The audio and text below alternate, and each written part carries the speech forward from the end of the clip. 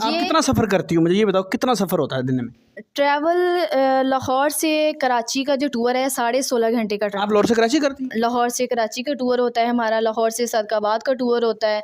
मैंने बशीर सन्स में काम किया, मैंने बलोच कंपनी में काम किया। मतलब लड़कियां इसलिए होती हैं कि ये लगा लें आप, जैसा कि शो पीस लगा लें, ठीक है, ये काम लड़के भी कर सकते हैं। सर्विस करना, पानी देना, कोल्ड ड्रिंक देना, बॉक्स देना, ये लड़के भी कर सकते हैं। लड़की इसलिए रखते हैं, लड़की शो पीस है, लड़की शो पीस है और हमें शो पीस बन के खड़े होना लोग देख के वाह वाह वाह वाह, मतलब ग्रेजुएशन भी कर रही हो और साथ में डेवो में खुद अपनी फीस खुद देती हो? जी, मैं अपने अपने खर्चे खुद अफोर्ड करती हूँ, जितना हो सके घर वालों को भी सपोर्ट करती हूँ। मेरे डैड का आज से 8 साल पहले एक्सीडेंट से डेथ हो गई थी उनकी।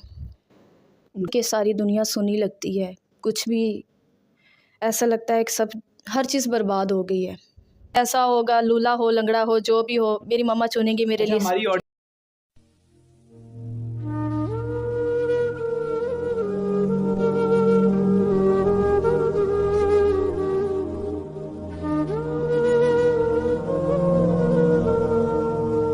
अस्सलाम वालेकुम जी, मैं हूँ सैयद बासित अली।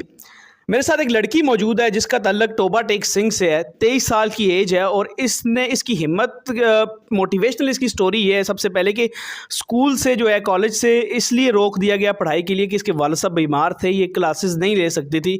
और दूसरा फिर इसने जो है उसी स्कूल कॉलेज को टॉप कर दिया बग़ैर स्कूल जाते हुए। और फिर आज ये जॉब कर रही है, जो फैसल मूवर्स है उसमें जॉब कर रही है 23 साल की उम्र में।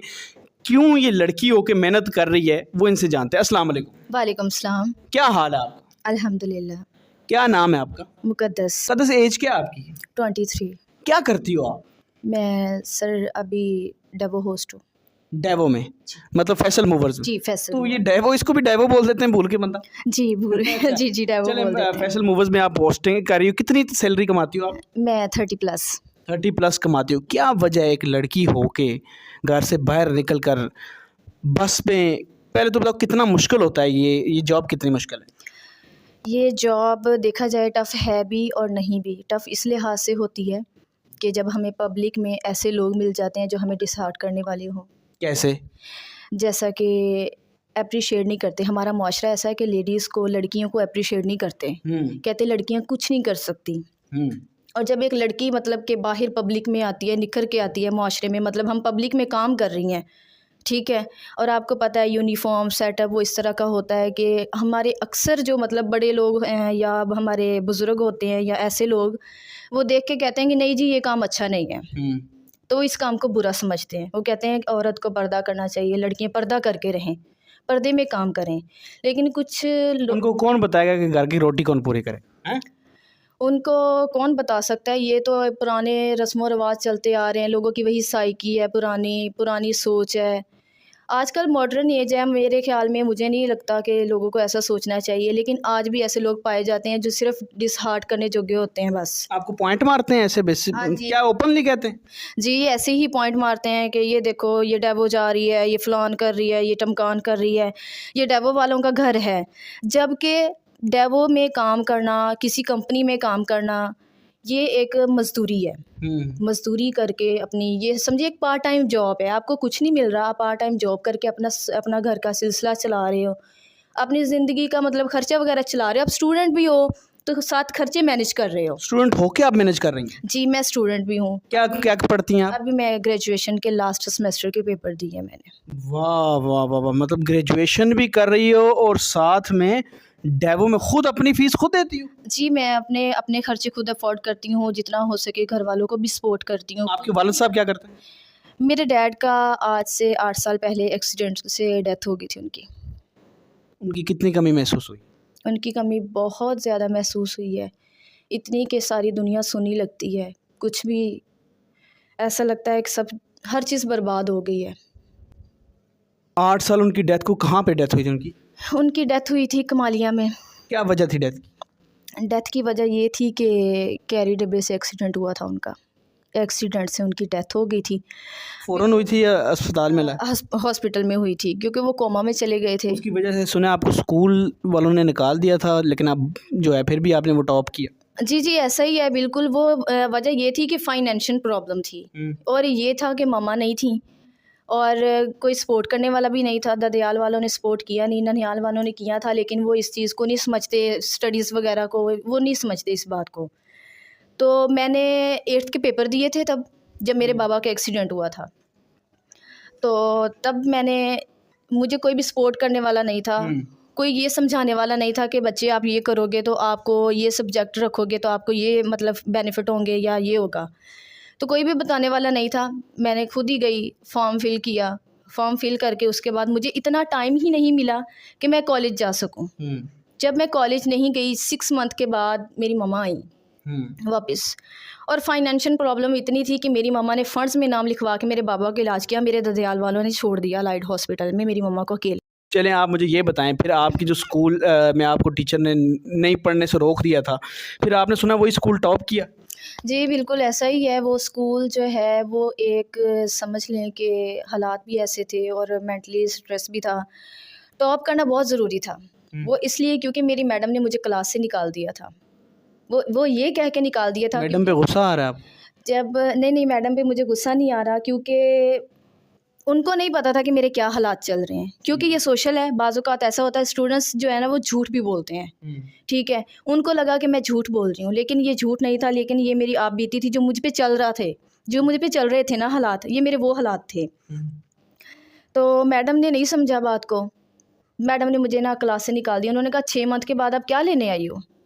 6 मंथ गुजर गए हैं, बाकी 6 रह गए हैं, तो आप इसमें क्या करोगी? आप पढ़ नहीं सकना, मेरा रिजल्ट ख़राब कर दोगी आप। उस वक्त बाबा की कितनी याद आई आपको? बाबा की मुझे बहुत ज़्यादा याद आई। स्कूल में टीचर ने निकाला? जब मुझे टीचर ने स्कूल से निकाला है ना, तब मेरे बाबा ज़िंदा थे, लेकिन वो कोमा में थे।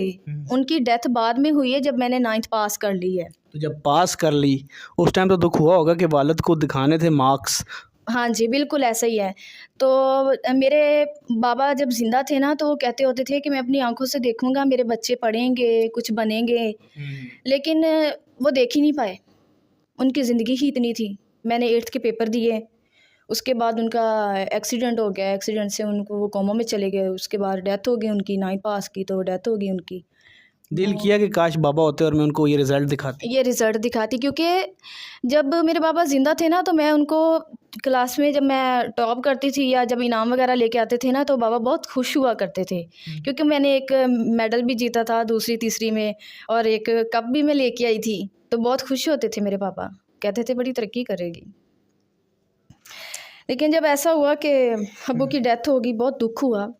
और प्रॉब्लम्स तो बेतहाशा आई हैं ना, लेकिन इसमें मेरी मम्मा ने भी नहीं हिम्मत हारी। मेरी मम्मा ने जब वापस आ गई थी, मेरी मम्मा ने मुझे बहुत सपोर्ट किया। मेरी टीचर ने मेरी मम्मा की भी बहुत ज़्यादा इंसल्ट की थी।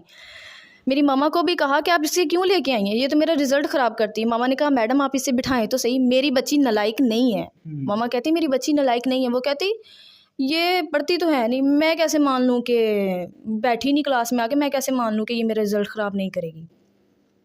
ऐसे गेट के पास रो रहे थे।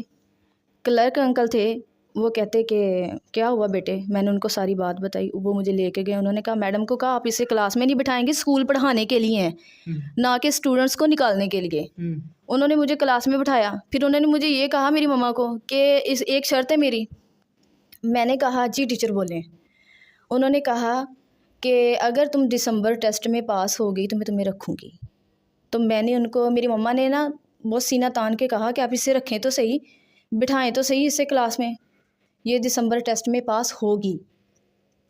मैंने फिर स्टडी की, बच्चों को पढ़ा लिया, कुरान पाक पढ़ा लिया, ट्यूशन पढ़ा ली। हालांकि मैं खुद इतना नहीं पढ़ी हुई थी, 9th में मेरा दाखिला था। तो मैंने जो है ना साथ खुद को, मतलब तभी से मैंने सपोर्ट करना शुरू कर दिया खुद को।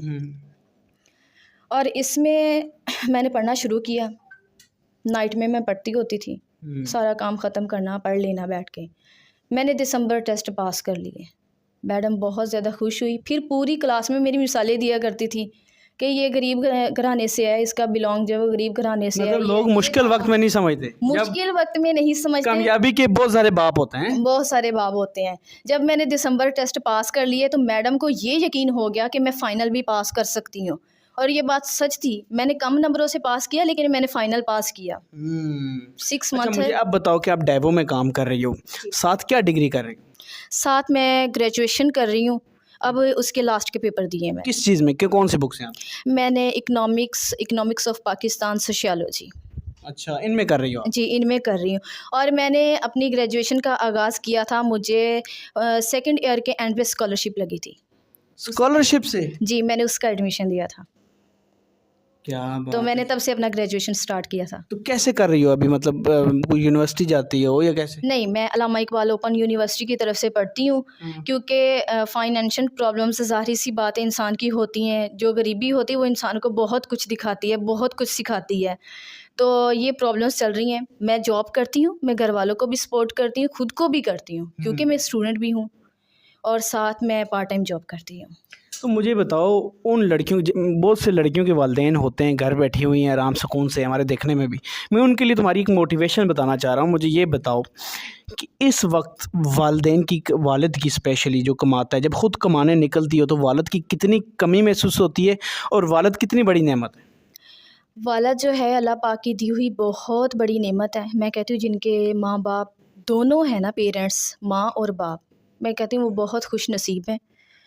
वो औलाद, वो लड़के लड़कियां बहुत खुश नसीब हैं जिनके पेरेंट्स हैं, ठीक है। और मुझे लगता है कि औलाद को कभी ना अपने पेरेंट्स को दुख नहीं देना चाहिए, उनको ये सोचना चाहिए। बाज़ औक़ात हमारी उम्र में जो बच्चे बच्चियां होते हैं वो बिगड़ जाते हैं, ठीक है, वो गलत कामों में पड़ जाते हैं, वो पढ़ते नहीं हैं, माँ बाप को तंग करते हैं। लेकिन मुझे लगता है कि औलाद को सोचना चाहिए कि हमारा बाप कितनी मेहनत करता है और हमारी माँ कितनी मेहनत करती हैं।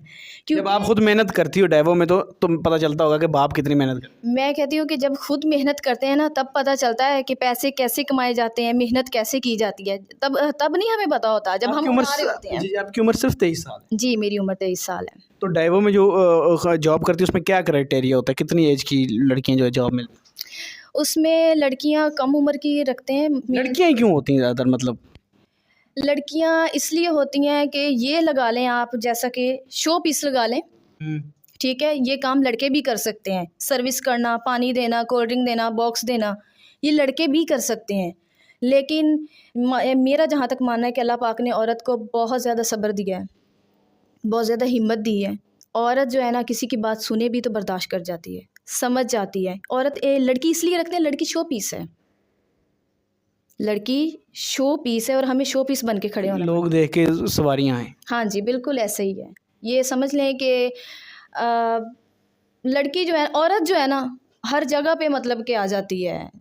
शौक, हाँ जी बिल्कुल। मतलब हम इस्लामिक माशरा हैं, बेटियों को ये कहना चाहिए कि यार शाबाश बेटा आप काम कर रही हो, हालांकि इसलिए नहीं, ये नहीं देखते कि यार ये काम करने यहाँ आई हुई है, वो देखते हैं ये शो पीस हैं। हाँ जी बिल्कुल, क्योंकि किसी को क्या पता हम किस मजबूरी से आए हैं, लोग नहीं समझते। जो लोग समझते हैं वो शाबाश भी दे के जाते हैं, ऐसी बात नहीं है। कुछ ऐसे लोग हैं जो अप्रिशिएट करते हैं कि लड़की हो के इतना कुछ।